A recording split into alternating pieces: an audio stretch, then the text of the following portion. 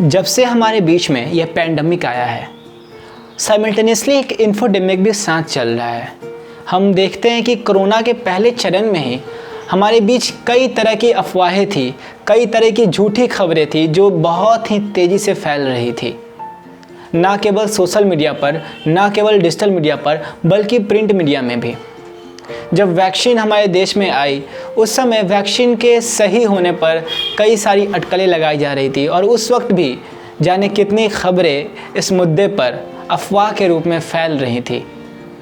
कई लोग का कहना था, या फिर मैंने कुछ पेपर अखबारों में भी देखा कि ऐसा छपा हुआ था कि अगर वैक्सीन को किसी इंसान ने लिया तो उसके बच्चे नहीं होंगे। और आजकल एक खबर जो हमारे बीच में बहुत ज़्यादा फैल रही थी वो ये थे कि अगर महिलाएं पीरियड्स के दौरान, मेंस्ट्रुएशन के दौरान वैक्सीन को लेती हैं तो वो उनके हेल्थ को अफेक्ट करेगा।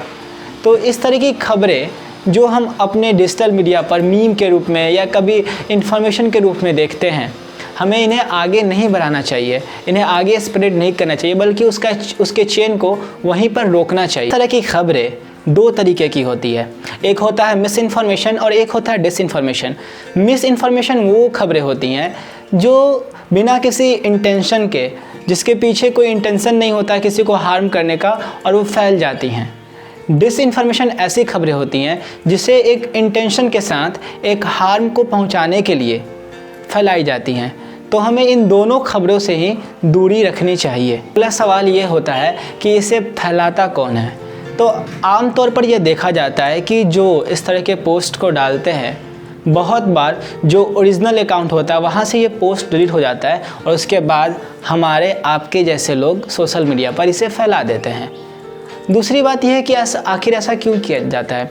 कभी कभी ये चीप डिजिटल मार्केटिंग का हिस्सा होता है, जिस पर लोग चाहते हैं कि वेबसाइट्स पे कोई क्लिक करे और पर क्लिक उन्हें पैसे मिलते हैं। कभी कभी ये किसी स्पेसिफिक हेट्रेड के लिए, किसी पुरानी विचारधारा को बढ़ावा देने के लिए, ऐसी तमाम चीज़ों को जिसे हम कुरीति समझते हैं या फिर एक स्पेसिफिक कम्युनिटी के खिलाफ हेट्रेड समझते हैं, इन चीज़ों को बढ़ाने के लिए ये पोस्ट के रूप में सोशल मीडिया पर हमारे सामने आते हैं।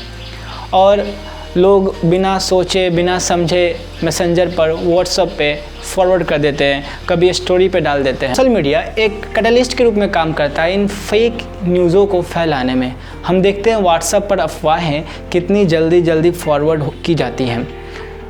इसी तरह से हम देखते हैं कि कई बार हमें सामने कोई पोस्टर पर, जो कि किसी अनरिकॉग्नाइज्ड पेज के द्वारा होता है या फिर किसी अनरिकॉग्नाइज्ड पर्सन के द्वारा होता है, कुछ ऐसी खबरें जो लोगों के बीच में आती हैं और जो सही नहीं होती है।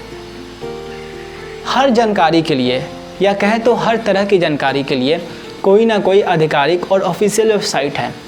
कई सारे बड़े ट्रस्टेड NGOs हैं जो इन जानकारियों को एम्प्लीफाई करते हैं। हम उनकी जानकारियों पर विश्वास कर सकते हैं।